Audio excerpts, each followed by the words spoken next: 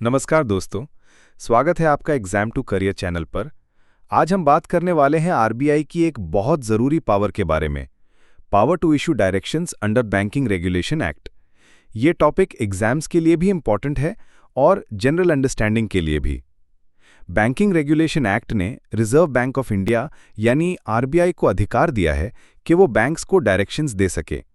Section 21 के तहत RBI loan और एडवांसेस रेगुलेट करता है, यानी बैंक किसको लोन देगा, किस ब्याज पर देगा और क्या टर्म्स होंगी। सेक्शन 35A आरबीआई को वाइड पावर्स देता है, जिससे वो बैंक्स की पूरी फंक्शनिंग को कंट्रोल और रेगुलेट कर सकता है। आरबीआई समय समय पर ऐसे डायरेक्शंस जारी करता है, जैसे डिपॉजिट्स की शर्तें, इंटरेस्ट रेट्स और लोन से जुड़े नियम। बाद में अमेंडमेंट एक्ट ने दो नए सेक्शंस ऐड किए। Section 35AA RBI directly bad loans यानी एनपीएस के सेटलमेंट में इंटरवीन कर सकता है, और सेक्शन 35AB आरबीआई बैंक्स को लोन रिस्ट्रक्चरिंग और रेजोल्यूशन प्लान्स के लिए स्पेसिफिक इंस्ट्रक्शंस दे सकता है। अब सवाल उठता है कि आरबीआई के डायरेक्शंस की नेचर क्या है। तो दोस्तों, ये डायरेक्शंस स्टैट्यूटरी यानी कानूनी होते हैं और बैंक्स के लिए बाइंडिंग होते हैं, मतलब फॉलो करना कंपलसरी है।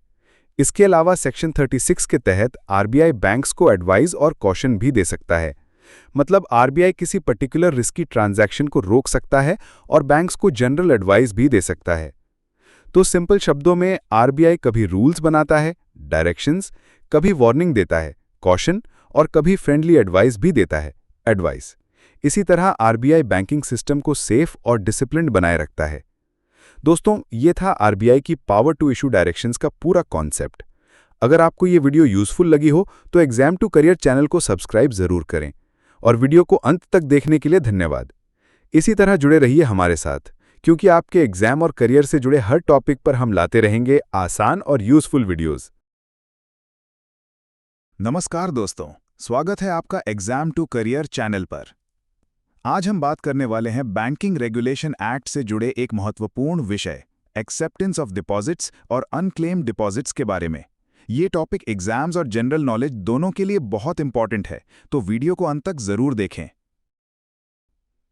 बैंक्स मुख्य रूप से दो तरह के डिपॉजिट्स एक्सेप्ट करते हैं। डिमांड डिपॉजिट्स, जिन्हें कस्टमर कभी भी निकाल सकता है, जैसे सेविंग अकाउंट या करंट अकाउंट। टाइम डिपॉजिट्स, जिन्हें एक तय समय के लिए रखा जाता है, जैसे फिक्स डिपॉजिट या रेकरिंग डिपॉजिट।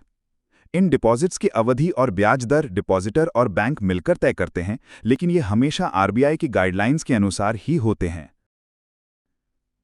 डिपॉजिट्स लेना बैंकिंग का सबसे बड़ा काम है। बैंकिंग रेगुलेशन एक्ट 1949 के सेक्शन 5B में बैंकिंग की डेफिनेशन में डिपॉजिट एक्सेप्टेंस को क्लियरली मेंशन किया गया है। हालांकि डिपॉजिट्स एक्सेप्टेंस के डिटेल्ड रूल्स इस एक्ट में डायरेक्टली लिखे नहीं गए हैं। अब बात करते हैं डिपॉजिट इंश्योरेंस की। सभी टाइप्स के बैंक्स, कमर्शियल, आरआरबीज और कोऑपरेटिव बैंक्स, इनके डिपॉजिट्स डीआईसीजीसी के तहत इंश्योर्ड होते हैं। डीआईसीजीसी अमेंडमेंट एक्ट 2021 के मुताबिक अगर किसी बैंक पर आरबीआई मॉरेटोरियम लगाता है तो अकाउंट होल्डर्स को उनका पैसा 90 दिनों के अंदर लौटाना होगा। यहाँ प्रोटेक्शन की सीमा है 5 लाख रुपए प्रति डिपॉजिटर, जिसमें प्रिंसिपल और इंटरेस्ट दोनों शामिल होते हैं। सेक्शन 26 के तहत हर बैंक को हर साल एक रिटर्न फाइल करनी होती है, जिसमें अनक्लेम्ड डिपॉजिट्स की जानकारी होती है। ये रिटर्न कैलेंडर ईयर खत्म होने के 30 दिनों के भीतर जमा करनी पड़ती है। इसमें सारे डिपॉजिट्स कवर होते हैं जो 10 साल या उससे ज्यादा समय से ऑपरेट नहीं हुए हैं। 2013 अमेंडमेंट एक्ट के तहत आरबीआई ने डीईएएफ यानी depositors education and awareness fund बनाया। ऐसे डिपॉजिट्स जो 10 साल तक ऑपरेट नहीं हुए, वो अकाउंट्स डीईएएफ फंड में ट्रांसफर कर दिए जाते हैं। लेकिन डिपॉजिटर, नॉमिनी या लीगल एयर किसी भी समय अपना पैसा क्लेम कर सकता है, बस प्रॉपर प्रोसीजर फॉलो करना होता है। आरबीआई की 21 मार्च 2014 की गाइडलाइंस में साफ लिखा गया है कि savings, fix deposits, recurring deposits, loan accounts, cash credit, NEFT balances, foreign currency deposits तक जो 10 साल तक अनक्लेम्ड हों, वो सब डीईएएफ में ट्रांसफर किए जाएंगे। अब बात करते हैं इंटरेस्ट की। आरबीआई ने इंटरेस्ट रेट्स भी तय कर रखी हैं। 4% पर एनम 30 जून 2018 तक, 3.5% पर एनम 1 जुलाई 2018 से 10 मई 2021 तक, 3% पर एनम 11 मई 2021 से आगे, जब तक डिपॉजिटर को पेमेंट न हो जाए। तो दोस्तों समरी ये है कि बैंक्स डिपॉजिट्स एक्सेप्ट करते हैं, आरबीआई इसे रेगुलेट करता है और डिपॉजिटर की सुरक्षा के लिए डीआईसीजीसी और डीईएएफ जैसे प्रोविजंस बनाए गए हैं। डिपॉजिटर का पैसा सुरक्षित रहे, यही बैंकिंग रेगुलेशन एक्ट का मुख्य उद्देश्य है। अगर आपको ये जानकारी यूजफुल लगी हो तो एग्जाम टू करियर चैनल को लाइक और सब्सक्राइब जरूर करें और वीडियो को अंत तक देखने के लिए धन्यवाद। नमस्कार दोस्तों, आज हम समझने वाले हैं बैंक नॉमिनेशन के रूल्स को सिंपल लैंग्वेज में। सबसे पहले बात करते हैं डिपॉजिट नॉमिनेशन की। अगर कोई व्यक्ति बैंक में अपना पैसा डिपॉजिट करता है, जैसे सेविंग्स अकाउंट, करंट अकाउंट या फिक्स डिपॉजिट, तो बैंकिंग रेगुलेशन एक्ट की सेक्शन 45ZA के अकॉर्डिंग वो एक नॉमिनी चूज कर सकता है। यानी अगर डिपॉजिटर की डेथ हो जाए तो बैंक डायरेक्टली उसके नॉमिनी को पैसा दे देगा। एग्जाम्पल के तौर पर राम ने एसबीआई में फिक्स डिपॉजिट करा और अपने बेटे को नॉमिनी बनाया। अगर राम की डेथ हो जाए तो उसका बेटा ही पैसा लेगा। अब बात करते हैं सेफ कस्टडी आर्टिकल्स नॉमिनेशन की। अगर कोई व्यक्ति अपने डॉक्यूमेंट्स, ज्वेलरी या वैल्यूएबल्स बैंक की कस्टडी में रखता है तो सेक्शन 45ZC के अंडर वो एक नॉमिनी डिक्लेयर कर सकता है। डेथ के बाद वही नॉमिनी बैंक से वो आर्टिकल्स ले सकता है। एग्जाम्पल, सीता ने अपने गोल्ड कॉइन्स बैंक की कस्टडी में रखे और अपनी बेटी को नॉमिनी बनाया। उनके डेथ के बाद बेटी को गोल्ड कॉइन्स मिल जाएंगे। तीसरा है लॉकर नॉमिनेशन। अगर कोई व्यक्ति लॉकर लेता है ज्वेलरी या प्रॉपर्टी पेपर्स रखने के लिए तो सेक्शन 45ZE के तहत वो नॉमिनी अपॉइंट कर सकता है। डेथ के बाद वही नॉमिनी लॉकर ऑपरेट करेगा और उसके अंदर का सामान ले सकता है। एग्जाम्पल, मोहन ने लॉकर लिया और अपनी वाइफ को नॉमिनी बनाया। मोहन के डेथ के बाद उसकी वाइफ लॉकर यूज कर पाएगी। तो दोस्तों सिंपल शब्दों में नॉमिनेशन का मतलब है डेथ के बाद पैसा, आर्टिकल्स या लॉकर का सामान किसको मिलेगा ये पहले से बैंक को लिखित में बता देना। इससे लीगल प्रॉब्लम्स नहीं होती और फैमिली को आसानी से पैसा और सामान मिल जाता है। आज का टॉपिक यहीं कंप्लीट होता है। अगर वीडियो पसंद आए तो लाइक, शेयर और सब्सक्राइब जरूर करें। धन्यवाद। नमस्कार दोस्तों, अब हम समझने वाले हैं लोन्स एंड एडवांसेस के प्रोविजंस जो बैंकिंग रेगुलेशन एक्ट में दिए गए हैं। सबसे पहले बात करते हैं सेक्शन 21 की। रिजर्व बैंक ऑफ इंडिया को पावर है कि वो बैंक्स को डायरेक्शंस दे सके रिगार्डिंग लोन्स एंड एडवांसेस। ये डायरेक्शंस बैंक्स के लिए बाइंडिंग होते हैं। आरबीआई किन मैटर्स पर इंस्ट्रक्शंस दे सकता है, लोन किस पर्पस के लिए दिया जा सकता है और किसके लिए नहीं, सिक्योर्ड लोन्स पर कितना मार्जिन मेंटेन करना है, एक कंपनी, फर्म या इंडिविजुअल को मैक्सिमम कितना लोन दिया जा सकता है, बैंक कितनी गारंटी दे सकता है और लोन पर रेट ऑफ इंटरेस्ट और टर्म्स एंड कंडीशन क्या होंगी। अब बात करते हैं सिलेक्टिव क्रेडिट कंट्रोल यानी एससीसी की। आरबीआई कभी कभी एससीसी अप्लाई करता है जिसका पर्पस होता है एसेंशियल कमोडिटीज में स्पेक्यूलेशन और होर्डिंग को रोकना। एसेंशियल कमोडिटीज में आती है food grains, pulses, edible oils, sugar, jaggery, cotton और टेक्सटाइल्स। एससीसी डिसाइड करता है कि बैंक्स कितना लोन और किस रेट पर दे सकते हैं। अब आते हैं सेक्शन 20 पर। इस सेक्शन के अकॉर्डिंग बैंक्स अपनी ही शेयर्स की सिक्योरिटी पर लोन नहीं दे सकते और अपने डायरेक्टर्स को भी लोन सैंक्शन नहीं कर सकते, चाहे डायरेक्टली हो या उनके बिहाफ में। और फाइनली सेक्शन 20A, अगर बैंक अपने डायरेक्टर का कोई लोन रिमिट या माफ करना चाहता है तो उसके लिए आरबीआई की प्रायर अप्रूवल जरूरी होती है। तो दोस्तों समरी सिंपल है, लोन्स एंड एडवांसेस पर आरबीआई का फुल कंट्रोल है। बैंक्स अपने डायरेक्टर्स को लोन नहीं दे सकते और अपने शेयर्स के अगेंस्ट लोन सैंक्शन नहीं कर सकते, और डायरेक्टर का लोन रिमिट करने के लिए आरबीआई की परमिशन कंपलसरी है। इसी के साथ आज का टॉपिक कंप्लीट होता है। अगर वीडियो पसंद आया हो तो लाइक, शेयर और सब्सक्राइब जरूर करें। धन्यवाद। नमस्कार दोस्तों, स्वागत है आपका। आज हम पढ़ेंगे regulation of interest rates in India के बारे में। 1. Regulation of interest rates. दोस्तों, रिजर्व बैंक ऑफ इंडिया को बैंकिंग रेगुलेशन एक्ट की धारा 21 के तहत ये अधिकार है कि वो लोन्स, एडवांसेस और डिपॉजिट्स पर ब्याज दरों को नियंत्रित कर सके। आज की तारीख में आरबीआई ने डिपॉजिट और लोन इंटरेस्ट रेट्स दोनों को डीरेगुलेट कर दिया है। शेड्यूल्ड कमर्शियल बैंक्स और स्मॉल फाइनेंस बैंक्स को अनुमति है कि वो 2 करोड़ रुपए और उससे अधिक के सिंगल टर्म डिपॉजिट्स पर अलग-अलग ब्याज दरें दें, जबकि रीजनल रूरल बैंक्स 15 लाख रुपए और उससे अधिक की डिपॉजिट्स पर डिफरेंशियल इंटरेस्ट रेट ऑफर कर सकते हैं। 2. Base rate system. 1 जुलाई 2010 से आरबीआई ने बीपीएलआर सिस्टम को हटाकर बेस रेट सिस्टम लागू किया। हर बैंक अपनी बेस रेट किसी भी बेंचमार्क के आधार पर तय कर सकता है, लेकिन उसे पूरी ट्रांसपेरेंसी के साथ डिस्क्लोज करना होता है। लोन्स एंड एडवांसेस की लेंडिंग रेट्स बेस रेट से लिंक्ड होती हैं, लेकिन 1 अप्रैल 2016 से आरबीआई ने बेस रेट सिस्टम को बदलकर एमसीएलआर लागू कर दिया। यानी 2010 से 2016 तक सैंक्शन हुए लोन्स बेस रेट से जुड़े हुए थे। 3. MCLR marginal cost of funds based lending rate. MCLR 1 अप्रैल 2016 से लागू हुआ। बैंकों को ये नियम मानना होता है कि वो किसी भी लोन को MCLR से कम दर पर नहीं दे सकते, कुछ विशेष मामलों को छोड़कर। MCLR की कैलकुलेशन में शामिल होते हैं marginal cost of funds, negative carry on CRR, operating costs और टेन्योर प्रीमियम। बैंक्स अलग अलग मैच्योरिटीज के लिए अपने इंटरनल बेंचमार्क यानी MCLR पब्लिश करते हैं। ओवरनाइट, 1 मंथ, 3 मंथ, 6 मंथ और 1 year MCLR। 4. Difference. Base rate और MCLR में कुछ मुख्य अंतर हैं। Base rate average cost of funds पर आधारित था, जबकि MCLR current marginal cost of funds पर आधारित है। MCLR में रेपो रेट को शामिल किया गया, बेस रेट में नहीं। MCLR में टेन्योर प्रीमियम का कॉन्सेप्ट है, जबकि बेस रेट में नहीं था। बेस रेट मिनिमम रिटर्न और प्रॉफिट मार्जिन पर फोकस करता था, जबकि MCLR अधिक मार्केट लिंक्ड और ट्रांसपेरेंट है। 5. External benchmark based lending. RBI ने अक्टूबर 2019 से नियम बनाया कि सभी नए फ्लोटिंग रेट रिटेल या पर्सनल लोन्स और MSE लोन्स को किसी एक्सटर्नल बेंचमार्क से जोड़ा जाएगा।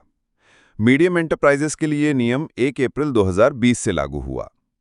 ये एक्सटर्नल बेंचमार्क्स हो सकते हैं आरबीआई का policy repo rate, government of India का 3 मंथ या 6 मंथ ट्रेजरी बिल यील्ड जो FBIL द्वारा पब्लिश किया गया हो, या फिर FBIL द्वारा पब्लिश किया गया कोई और मार्केट इंटरेस्ट रेट। बैंक्स को एक ही लोन कैटेगरी में यूनिफॉर्म एक्सटर्नल बेंचमार्क अपनाना जरूरी है, ताकि लोन प्रोडक्ट्स में ट्रांसपेरेंसी और स्टैंडर्डाइजेशन बनी रहे। And conclusion. तो दोस्तों, आज के इस सेशन में हमने समझा आरबीआई द्वारा इंटरेस्ट रेट्स की regulation, base rate system, MCLR system, दोनों के बीच के अंतर और external benchmark based lending system. अगर आपको ये वीडियो जानकारीपूर्ण लगी हो तो चैनल को जरूर लाइक, शेयर और सब्सक्राइब करें। अब मिलते हैं अगले वीडियो में, तब तक के लिए धन्यवाद। नमस्कार दोस्तों, स्वागत है आपका। आज हम पढ़ेंगे RBI guidelines on internet banking के बारे में। 1.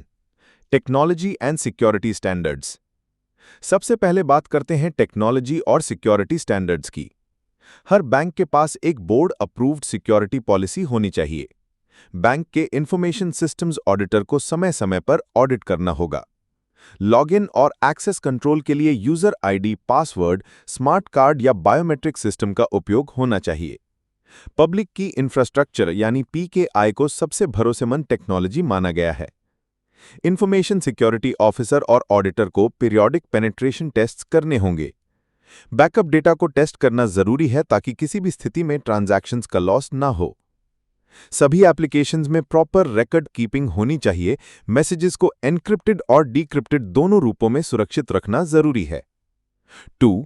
Legal issues. इंटरनेट के जरिए आए अकाउंट ओपनिंग रिक्वेस्ट्स केवल तभी अप्रूव होंगे जब कस्टमर की फिजिकल वेरिफिकेशन हो जाएगी।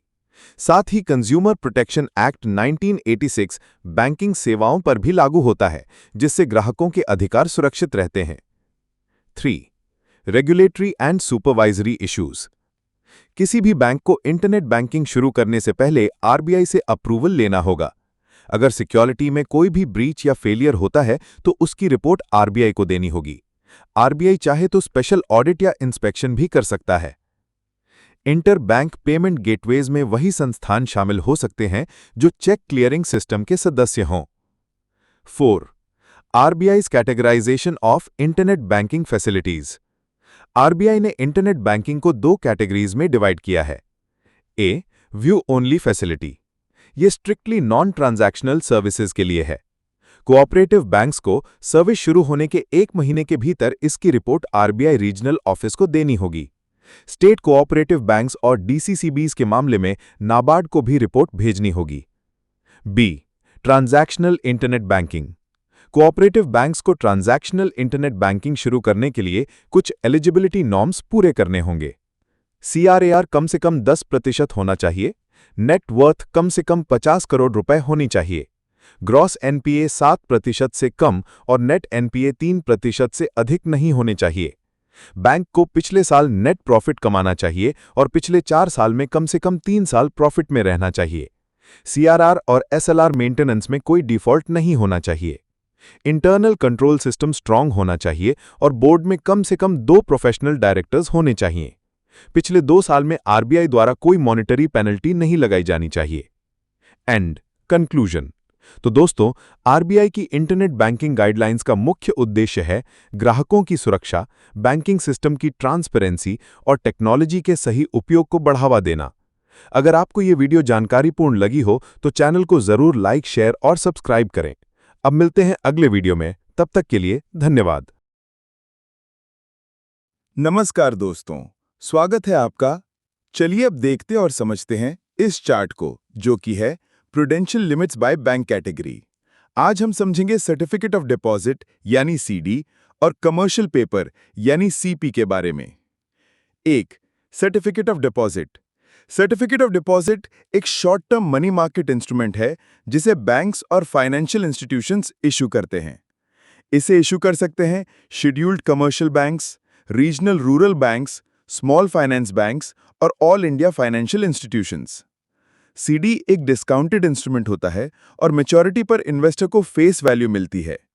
CDs सिर्फ इंडियन रेजिडेंट्स के लिए ही इशू किए जा सकते हैं। की रूल्स ऑफ CD। ये सिर्फ डीमटेरियलाइज फॉर्म में ही इशू होंगे, सेबी रजिस्टर्ड डिपॉजिटरी के थ्रू। मिनिमम डिनोमिनेशन 5 लाख रुपए और multiples of 5 lakh rupees. Tenure कम से कम 7 दिन और ज्यादा से ज्यादा 1 साल। सेटलमेंट होगा T+1 बेसिस पर, यानी अगले दिन तक अलॉटमेंट। बैंक्स को CDs के अगेंस्ट लोन देने की अनुमति नहीं है अनलेस RBI अलाउ करे। बायबैक सिर्फ 7 दिन के बाद ही पॉसिबल है और वो भी प्रिवेलिंग मार्केट रेट पर। 2. Commercial paper. कमर्शियल पेपर भी एक शॉर्ट टर्म डेट इंस्ट्रूमेंट है, लेकिन इसे कंपनीज और NBFCs इशू करते हैं अपने शॉर्ट टर्म फंड रिक्वायरमेंट्स के लिए। कमर्शियल पेपर इशू करने वाले companies, NBFCs, all India financial institutions और दूसरे एंटिटीज जैसे cooperative societies, government entities, trusts, LLPs और बॉडी कॉर्पोरेट्स जिनका नेटवर्थ कम से कम 100 करोड़ हो। इसमें इन्वेस्ट कर सकते हैं इंडियन रेजिडेंट्स और नॉन रेजिडेंट्स जो फीमा के अंडर अलाउड हैं। की रूल्स ऑफ CP। CP एक प्रॉमिसरी नोट होता है जो डिस्काउंट पर इशू होता है और डीमैट फॉर्म में सेबी अप्रूव्ड डिपॉजिटरीज के थ्रू होल्ड किया जाता है। मिनिमम डिनोमिनेशन भी 5 लाख रुपए और मल्टीपल्स ऑफ 5 लाख रुपीज। कोई भी CP अंडरराइट या को एक्सेप्ट नहीं किया जा सकता। CP पर कॉल या पुट ऑप्शन अलाउड नहीं है। अगर एक कंपनी का CP इशुएंस 1 साल में 1000 करोड़ रुपए से ज्यादा है तो उसको कम से कम 2 क्रेडिट रेटिंग एजेंसी से रेटिंग लेना मैंडेटरी है। मिनिमम क्रेडिट रेटिंग A3 होनी चाहिए as per SEBI norms. Buyback का ऑप्शन इशू के 30 दिन के बाद ही अवेलेबल है और प्रिवेलिंग मार्केट प्राइस पर होगा। 3. Difference between CD and CP। छोटी सी कंपैरिजन टेबल याद रखी जा सकती है। CD बैंक्स इशू करते हैं, CP कंपनीज और NBFCs इशू करते हैं। CD सिर्फ इंडियन रेजिडेंट्स के लिए होता है, जबकि CP में नॉन रेजिडेंट्स भी इन्वेस्ट कर सकते हैं। CD का बायबैक 7 दिन बाद, जबकि CP का बायबैक 30 दिन बाद पॉसिबल है। CP के लिए क्रेडिट रेटिंग मैंडेटरी है, CD के लिए जरूरी नहीं। And conclusion. तो दोस्तों, आज हमने सीखा कि सर्टिफिकेट ऑफ डिपॉजिट और कमर्शियल पेपर दोनों ही short term money market instruments हैं। CDs मेनली बैंक्स के लिए होते हैं, शॉर्ट टर्म बोरोइंग के लिए। CPs कंपनीज के लिए होते हैं, उनके शॉर्ट टर्म फंड रिक्वायरमेंट के लिए।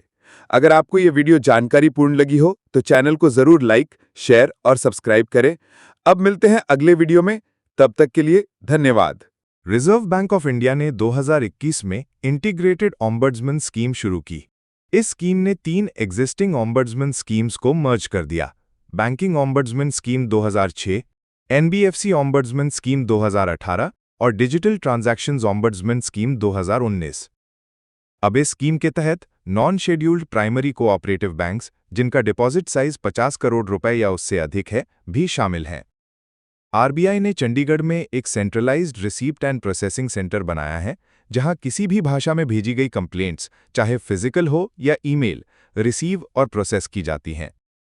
किसी भी कंप्लेंट को हैंडल करने की जिम्मेदारी बैंक के प्रिंसिपल नोडल ऑफिसर की होगी, जो जनरल मैनेजर के रैंक के बराबर होना चाहिए।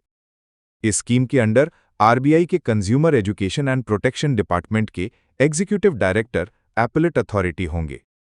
अगर ऑम्बड्समैन कोई अवार्ड देता है तो वो बैंक पर तभी लागू होगा जब कंप्लेनेंट 15 दिनों के अंदर उसे लिखित में एक्सेप्ट करे।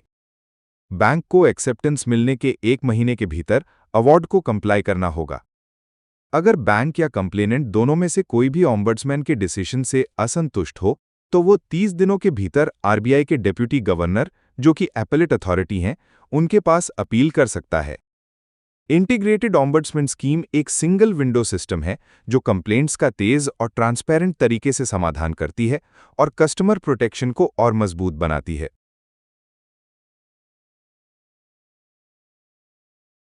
हर बैंकिंग कंपनी जो भारत में इनकॉर्पोरेटेड है, उसे रिजर्व फंड बनाना जरूरी है, जैसा कि बैंकिंग रेगुलेशन एक्ट की सेक्शन 17(1) में कहा गया है। हर साल प्रॉफिट एंड लॉस अकाउंट में दिखाए गए मुनाफे का कम से कम 20% रिजर्व फंड में ट्रांसफर करना होगा। ये ट्रांसफर हमेशा डिविडेंड डिक्लेयर करने से पहले किया जाएगा। रिजर्व बैंक ऑफ इंडिया ने 31 मार्च 2001 से इस लिमिट को बढ़ाकर 25% of net profit after tax कर दिया है।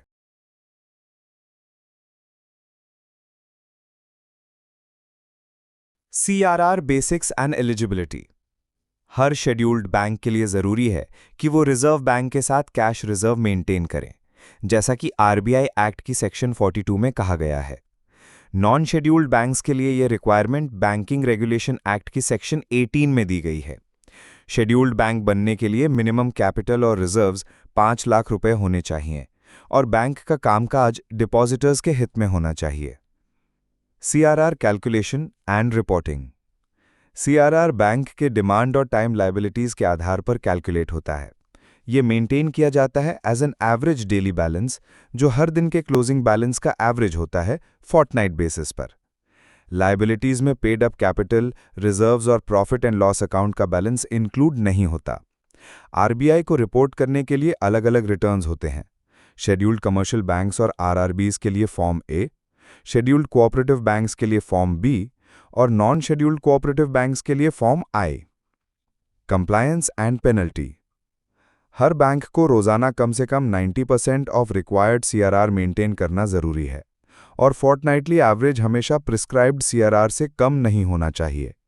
अगर शॉर्टेज होता है तो पेनल्टी लगती है, पहली बार शॉर्टेज होने पर 3% अबव बैंक रेट, और अगर अगली फोर्टनाइट भी शॉर्टेज कंटिन्यू करे तो पेनल्टी 5% अबव बैंक रेट हो जाती है। नॉन शेड्यूल्ड बैंक्स के लिए कंडीशन अलग है। इन्हें CRR रिजर्व बैंक या अपने पास भी मेंटेन करने की अनुमति है और उनका मिनिमम 3% ऑफ DTL होना चाहिए, जो कैलकुलेट किया जाता है last Friday of second preceding fortnight के बेसिस पर। हर बैंकिंग कंपनी को अपनी net demand and time liabilities यानी NDTL का एक निश्चित हिस्सा एसेट्स के रूप में भारत में रखना जरूरी है। ये रिक्वायरमेंट आती है बैंकिंग रेगुलेशन एक्ट 1949 की सेक्शन 24 के तहत। शेड्यूल्ड बैंक्स को कैश रिजर्व रेशियो यानी CRR के अलावा SLR भी मेंटेन करना होता है। इसका मतलब है कि बैंक को अपने डिमांड और टाइम लायबिलिटीज का एक हिस्सा, जो रिजर्व बैंक द्वारा निर्धारित किया जाता है और अधिकतम 40% तक हो सकता है, एसेट्स के रूप में रखना होगा। इसकी कैलकुलेशन होती है सेकेंड प्रीसीडिंग फोर्टनाइट के लास्ट फ्राइडे के आधार पर। कंप्लायंस सुनिश्चित करने के लिए हर बैंकिंग कंपनी को रिजर्व बैंक को मंथली रिटर्न सबमिट करना होता है। रिपोर्टिंग के लिए scheduled commercial banks, RRBs, small finance banks, payments banks और local area banks form 8 use करते हैं। वहीं सारे कोऑपरेटिव बैंक्स के लिए रिपोर्टिंग होती है फॉर्म 1 के थ्रू, जैसा कि सेक्शन 24 में बताया गया है। अब पेनल्टी की बात करें, अगर किसी ऑल्टरनेट फ्राइडे को या हॉलिडे होने पर उसके पिछले वर्किंग डे को बैलेंस रिक्वायर्ड लिमिट से कम पाया जाता है तो बैंक को पीनल इंटरेस्ट देना पड़ता है। पहली बार डिफ़ॉल्ट होने पर यह इंटरेस्ट होता है 3% अबव बैंक रेट शॉर्टफॉल के ऊपर, लेकिन अगर अगली ऑल्टरनेट फ्राइडे को भी शॉर्टफॉल कंटिन्यू हो तो पेनल्टी बढ़कर 5% अबव बैंक रेट तक हो जाती है। इस तरह SLR एक ऐसा प्रूडेंशियल रिक्वायरमेंट है जो एंश्योर करता है कि बैंक्स हमेशा एक हेल्दी लिक्विडिटी और सॉल्वेंसी पोजीशन मेंटेन करें ताकि डिपॉजिटर्स का कॉन्फिडेंस बना रहे। तो आज हमने CAIIB के चौथे पेपर के मॉड्यूल ए यूनिट 3 को कवर किया। अगर आपको ये पढ़ाई अच्छी लगी हो तो इस चैनल एग्जाम टू करियर को लाइक और सब्सक्राइब करना न भूलें, ताकि हम आगे भी आपके लिए और अच्छे एजुकेशनल वीडियोस लाते रहें। धन्यवाद।